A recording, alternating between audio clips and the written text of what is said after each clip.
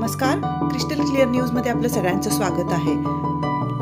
केंद्रीय गृहमंत्री अमित शहाने संसदेमध्ये आंबेडकरांच्या विरोधात जे काही बोलले होते तर त्याचा निषेध करण्याचं काँग्रेसचं जे आंदोलन सुरू होतंय त्यामध्ये आज सोलापूरच्या खासदार प्रणितीताई शिंदे यांनी प्रेस कॉन्फरन्स घेतली आणि उद्या त्यांचा जो प्रोग्राम आहे त्या संदर्भात माहिती दिली। प्रणितीताई शिंदेंची ही प्रेस कॉन्फरन्स आपण बघूया, त्या काय काय बोललेल्या आहेत पुढे।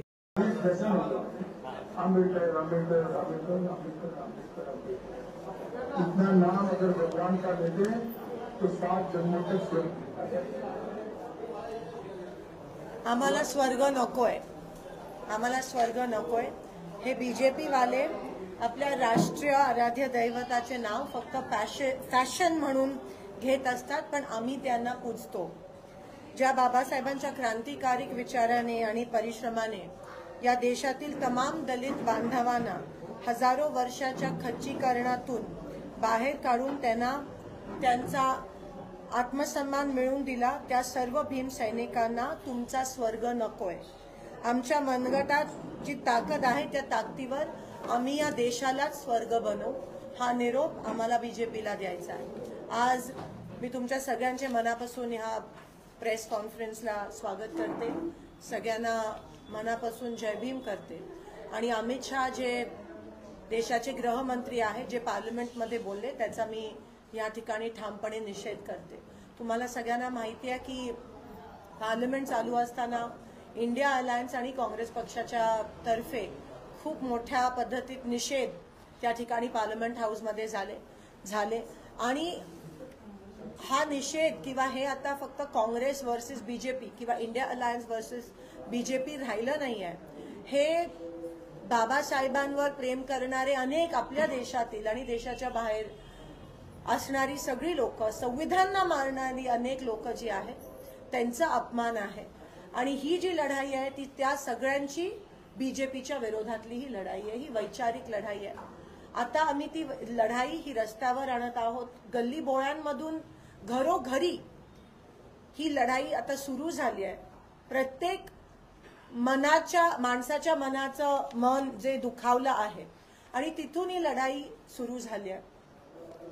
हे आम्ही सहजासहजी संपू देणार नाही। जोपर्यंत गृहमंत्री माफी मागत नाहीत, जोपर्यंत ते राजीनामा देत नाहीत, तोपर्यंत आम्ही ही लढाई लढणार आहोत। आदरणीय काँग्रेस पक्षाचे अध्यक्ष मल्लिकार्जुन खरगेजी, आदरणीय विरोधी पक्ष नेते राहुल गांधीजी आणि तमाम सर्वच काँग्रेसचे नेतेगण ह्या गोष्टीचा निषेध करत आहेत, या गोष्टीची मागणी करत आहेत। आम्ही सुरुवातीला खूप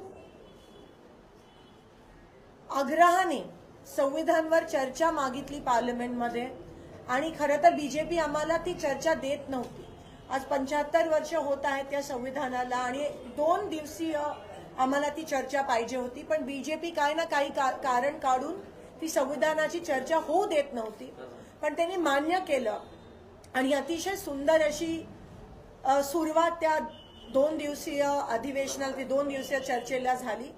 पण बीजेपीने त्या चर्चेची दर्जा जो आहे तो खूप खालच्या पातळीला आणला आणि वैयक्तिक टीका, मग कुठे इमर्जन्सीचं नाव, कुठे काही, त्यांना एकच कारण मिळतं, त्यांना एकच ते एक्सक्यूज मिळतं इमर्जन्सीचं।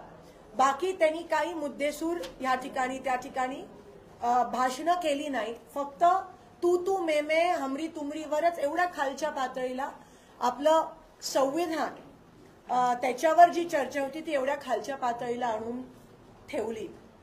भारतीय जनता पक्ष असेल, RSS असेल, ह्यांनी कधी संविधानाला मानलं नाहीये।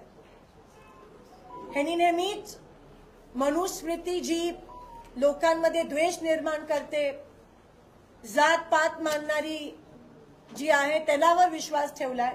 संविधानाला RSSचे काही दिग्गज नेते संविधानाचा एवढा अपमान केला की ते म्हणाले की कचऱ्याच्या पेटीमध्ये जाण्यासारखा हा ग्रंथ आहे, असं रेकॉर्डवर RSS आणि भाजपची काही लोक म्हणले। एवढंच नाही, तिरंगाचा पण कधीच त्या ठिकाणी भाजपने आदर केला नव्हता, उलट अपमान केला। ते म्हणाले ज्या गोष्टी 3 आहे, हा 3 आकडा हा अशुभ आहे आणि म्हणून आम्ही त्या तिरंग्याचा धिक्कार करतो। आणि अलीकडे त्यांनी तिरंगा होइस्ट केला RSSनी, नाहीतर त्यांनी तिरंगेमध्ये पण कधीही विश्वास ठेवला नव्हता, उलट त्याचा अपमान केलेला. तिरंगेवर संविधानाचा अपमान करणारे, संविधानाला न मानणारी लोक आज अचानक त्यांच्या मनामध्ये संविधानाप्रती प्रेम आलं. आणि खरंच त्यांच्यासाठी कदाचित हे फॅशन आहे, कारण का 400 पारचा नारा तुम्हाला सगळ्यांना आठवत असेल. 400 पारचा नारा त्यांनी दिला त्यावेळेस बीजेपीचे एमपी रेकॉर्डवर गेले की आम्हाला संविधान बदलायचं आहे, म्हणून आम्ही 400 पार, आम्हाला 400 पेक्षा जास्त एमपीज पाहिजे.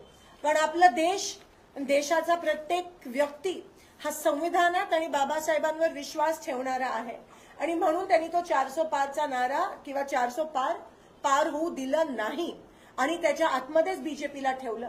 कारण का ह्या देशात राहणाऱ्या प्रत्येक नागरिकाला संविधान जसं आहे तसं पाहिजे आणि तिरंगा पाहिजे. बीजेपीची ही चाल होती 400 पार आणून संविधान बदलण्याची, ती या देशाच्या लोकांनी त्यांना चपराक मारली आणि ते होऊ दिलं नाही. आता जेव्हा त्यांना कळलंय की संविधान बदलण्याचा नारा आपल्या देशात चालणार नाही, म्हणून अचानक आता त्यांच्यामध्ये प्रेम आलंय संविधानाच्या प्रती. हे फेक आहे, हा त्यांचा खरा चेहरा नाहीये. जे मनात असतं त्या दिवशी तेच आदरणीय गृहमंत्री पार्लमेंटमध्ये बोलले.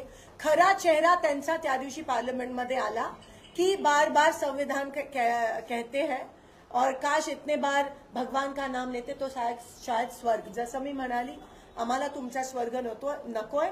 बाबासाहेबांनी दिलेलं जी ताकद आहे त्या ताकदीवर आम्ही आमच्या हिमतीवर या देशाला स्वर्ग बनवू, असं मला त्यांना क्लिअर निरोप त्या ठिकाणी पोहोचवायचा आहे. आणि म्हणून आज मी त्या गोष्टीचा पुन्हा एकदा निषेध करते. त्याच्यानंतर देखील तुम्ही बघता की अनेक वेळेस संविधान बदलण्याचं त्यांचं कट कारस्थान सुरू आहे. एक तर त्यांचे एमपी असं म्हणतात, मग 400 पारचा नारा असेल, मग 1 इलेक्शन 1 नेशन असेल, बेसिक स्ट्रक्चर जे कॉन्स्टिट्यूशनचं आहे ते बदलण्याचा ह्यांचं साजिश. हे एक इन्सिडेंट नाहीये जे अमित शहाजी बोलले. कंटिन्युअसली महिन्यातून एकदा अनेक 2-3 वर्षापासून आपल्याला हे होताना दिसतंय. त्यांचं कुठेतरी एक साजिश किंवा षडयंत्र आपल्याला बीजेपीचं दिसून येतंय संविधान बदलण्याचं, बाबासाहेबांचा अपमान करण्याचं. हे आम्ही होऊ देणार नाही. जोपर्यंत इंडिया आलाय, जोपर्यंत या देशाची जनता आहे, तोपर्यंत आम्ही हे होऊ देणार नाही. आणि आम्ही काहीही झालं तरी आम्हाला अमित शहांची माफी पाहिजे, आम्हाला राजीनामा पाहिजे. जेव्हा जेव्हा असं काही होतं तेव्हा बीजेपी हे अटेन्शन कुठेतरी वेगळीकडे नेण्याचा प्रयत्न करत असते. हे स्वतंत्र जेव्हा लढाई झाली त्याच्यात पण जर छोटंसं काहीतरी झालं आणि आयसीयू मध्ये जात असतील तर तुम्हाला कळतं की ह्याच्यावरून कसं विषयांतर करायचा प्रयत्न हे बीजेपीची लोक त्या ठिकाणी करत आहेत. पण आमचा लढा हा चालूच राहणार आहे आणि आम्ही संविधानाचा आदर करणारे आम्ही सगळे आहोत. आपण सगळेच आहोत. बाबासाहेबांचा आदर करणारे आम्ही सगळे आहोत. आमच्यासाठी ते फॅशन नाहीये, आमच्यासाठी ते पॅशन आहे. आणि त्याच पद्धतीत आम्ही हा लढा जो आहे तो पुढे घेऊन जाणार आहोत. गावोगावी, मोहल्ला मोहल्ला, गल्ली बोळात, प्रत्येकाच्या घरात. खरं तर जसं मी म्हणाली, आता काँग्रेस आणि बीजेपीची लढाई राहिली